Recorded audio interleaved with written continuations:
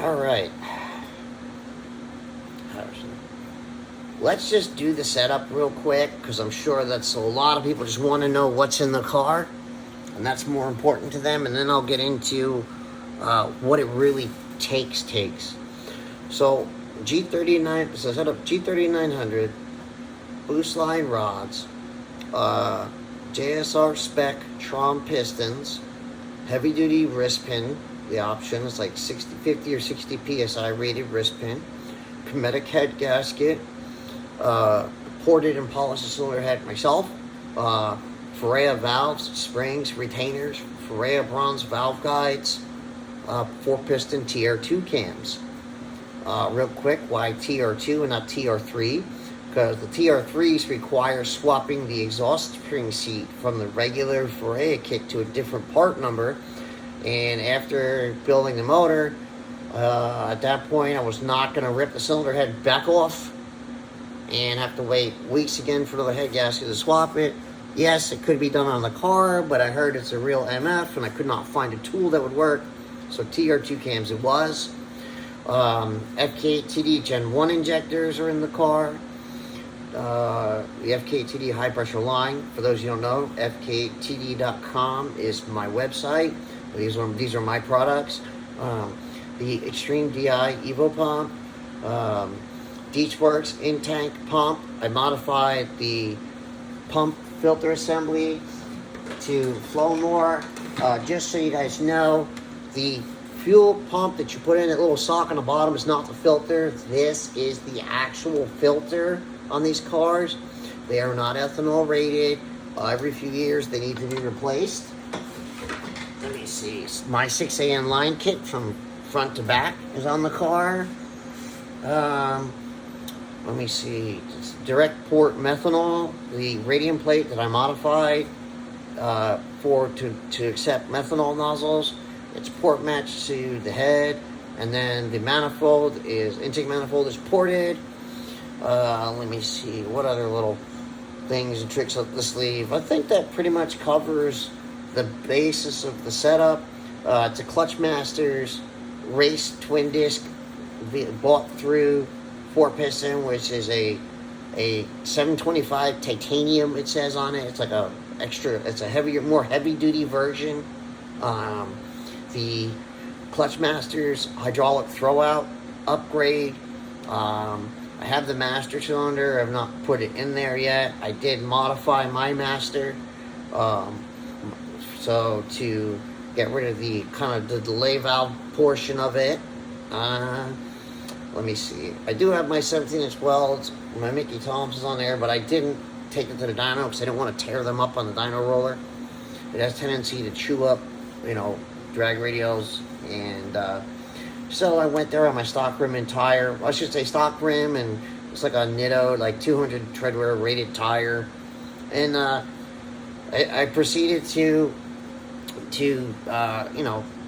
make power. But before I go any further, I want to say one thing.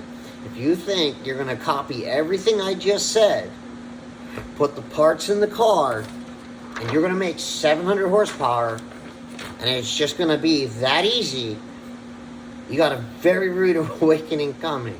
Because I went through hell on my end, and not any of my own doing. Well, in a sense, my own doing, because this block is a Golden Eagle sleeve block, and this was perfectly fine.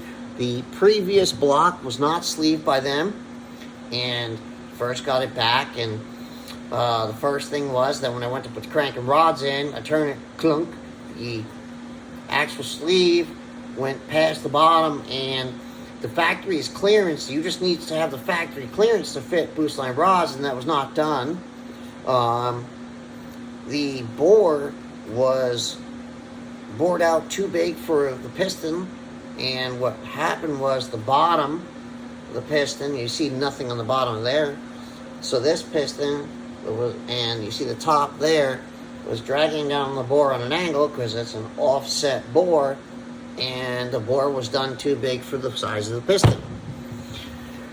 It leaked coolant out the front, and that's because the deck wasn't level. And I asked it supposedly before the O-ring wasn't done, I asked it not to be put on there, and it was put on there anyway, and I'm assuming it's because the deck was not level, and they knew it. So I had to do a whole new block.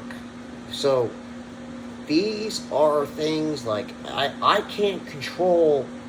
I can only give these company the pistons and ask them to do something, and I can't control if they do it perfectly right or not. I don't have all the tools to measure everything perfectly. I have all the tools to assemble it after it's here, like for the main rod bearing clearances, for thrust on the actual crank and block, but I had a brand new crank anyway laying around because I'd originally planned to build a motor, not like the one I had in my car, and have a stock motor, and that just didn't work out that way. And these are the things you'll overcome. Now back to throughout the day for what happened today. So there was a point for like three or four dyno pulls where I seemed to have hit a wall, and I tried to command more boost, aka air charge, and wasn't having it. It would just roll over at the top, but yet I'd see the wastegate command to open, and I'm like, man, why the hell is this happening? And many individuals, I'm certain, would just go, well, that's it. That's all the ECU can do, and hang the towel up. I'm not like that, and I think that's part of it. And somebody mentioned earlier that I just don't give up, and I find another way. I can hit the easy button and get Motec, and then it will just do whatever the hell I tell it to do.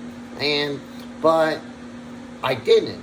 And part of me is like, well, I just gotta prove that this can be done, because I know it can. And, well, here it is. It's done. 707 wheel on Hondata. Now, just because I had a G3900 doesn't mean it's going to make it happen either. You guys got to understand something. When a turbo is still within its efficiency range, going up to the next size turbo doesn't automatically make more horsepower per pound of boost. It doesn't work that way. So, on a G25 660 on stock motor, before I built the motor the very first time, unfortunately I didn't do it twice, but I made 549 on 33, I think it was 33 or 33 and a half pounds. I think it was like 21 degrees of timing. And I made 549 wheel horsepower. And built the first motor, ported, polished the head, and after 200 miles, I threw it on a dyno, and on 27 and a half pounds, it made 574 wheel. I forget what the ignition timing was, but it wasn't like crazy. It wasn't crazy. I would say crazy, but 30 degrees is not crazy on a ported head on these cars. I ended up making on 30 pounds. I ended up making 614 wheel. But even on 27 pounds, I made 574 wheel. So that was 6 pounds less than I did on stock motor, and it made 25 more horsepower. Just as a testament to proper porting of the cylinder head will make really good power. You don't lose power porting the cylinder head when it's done right. You gain power. Even with too much clearance and blow-by and everything else. It didn't initially smoke, but after the cylinder walls got scraped up, pistons got scraped up, it just became a chimney. I thought, well, okay, put head stud, better 625 studs, new head gasket. No, just failed again. Tore it down, and you know what got me here? Persistence. That's what got me here. So I had to make some adjustments on the dyno to make 707. I didn't really think it was going to happen. So I made 3 changes. I don't mind sharing at least 2 of the 3. I don't want to get into it because somebody's going to argue why the 3rd change didn't make a difference. But 2 of the 3 changes, a 1/10 of a air fuel point richer, and I don't mean a Lambda scale, I mean AFR scale, 0.1. So if it was 12, let's just hypothetically say it's 12.0, I went to 11.9, that 0.1 is what I changed, and 5 degrees of cam timing. And the other change made the ECU cooperate to redline, and it made 707 wheel. And then I said to myself, I said, you know, people are probably not going to believe this. At least some people aren't. So I had the dyno operator. I was like, hey man, let's do it again, and take a video, please, and just like email me or message me the video. So that was the very video that you saw at the beginning of this, YouTube video. And it went from 707 and it made 703.98 the next time. So not only is it not a fluke, it proved that it could be done twice. In the whole video shot, you see the car, the dyno, and the actual screen. And I just wanted people to see, like, look, this is completely real, completely possible. But I also want people to know that it's not easy. Getting to 500 wheel horsepower on these cars is pretty easy. Getting to 600 wheel horsepower on a built motor is a little bit harder. But getting here, hell, getting to even 650 wheel on a built motor on Hondata is no easy feat, let alone 700, regardless whether or not it's a G3900. Just to put this in perspective, okay, a G3900, I've done this recently, 34 pounds on, I think it was 21 or 23, 2 degrees of timing, makes 573 on a stock motor. So if you think you're going to go out there, buy a huge turbo and make all this power, it's not going to happen. So I guess to put this in a better perspective is that a ported head and the TR2 cams allowed me to make 144 more horsepower than a stock cylinder head could. Now keep in mind, the cylinder head is what makes most of the power. So being that the compression ratio and the displacement is identical, the piston bore size is the stock bore, everything as far as like stroke, bore, compression, head gasket thickness, it is a kinetic gasket but stock thickness, all that stuff, that doesn't add to the power. What adds to the power is the cylinder head. So I appreciate everybody for watching. I think that pretty much covers, kind of like what it takes and, what you may or may not go through. But odds are, you're going to go through some things and you're going to hit some roadblocks and you're going to have some hurdles to overcome, especially if you are trying to hit a number that nobody's ever hit. And I want to clarify something because somebody did make more than this on nitrous. That's what I consider double power adder at that point. I don't care what fuel you run on the turbo car. That's fine. But nitrous, I don't know. That for me, that's kind of like the easy button again. Where is the challenge? And because nitrous getting is easy. You pick a pill size and you figure out your fuel pressure. And, okay, I want to add more fuel in power via nitrous. That's not just straight up turbo to 2 liter. Nitrous is like artificial displacement of a motor. It makes a ton of torque and a ton of horsepower. And, putting a 200 shot of nitrous on a car, that's not, that kind of like doesn't impress me. I could put the 200 shot on this and break 900. But I'm not going to, I don't want to though. I built my motor so that I can enjoy it for roll racing. But nope, no extra power adder on Flash Pro. This is, as far as I know, the record. So unless somebody's done something else that I don't know about. I tuned the car, Alex's car in California, and made 661 on Hondata.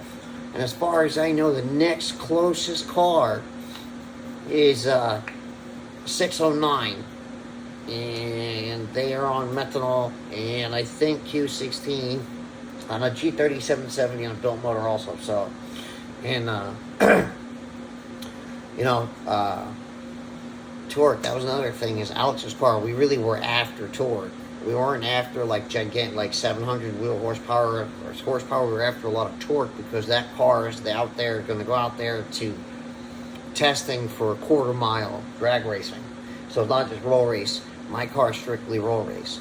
So we really cranked the torque up on this car to 510 foot-pounds of torque.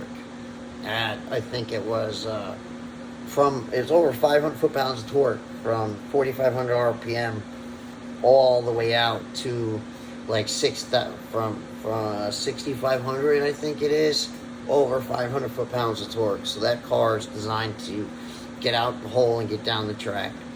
So, well, that's pretty much it. And thank you for tuning in. I appreciate all of you, especially for those who watched the end of the video. If you're curious about my products, go to www.fk8t.com. And I don't know, thank you everybody for encouragement and friends. I started naming people, but then I leave somebody out, and I'm sorry, I don't want to do that. So thank you to everybody. Thank you to the companies and who have supported me, which JSR and Rampage have supported me, and some of the other companies who I've talked to. Thank you also. And I'll try to make more videos and just be me, because I haven't been posting videos. I'm afraid of looking silly somehow. So, but whatever, I'm just going to be me, and I'll see you on the next video.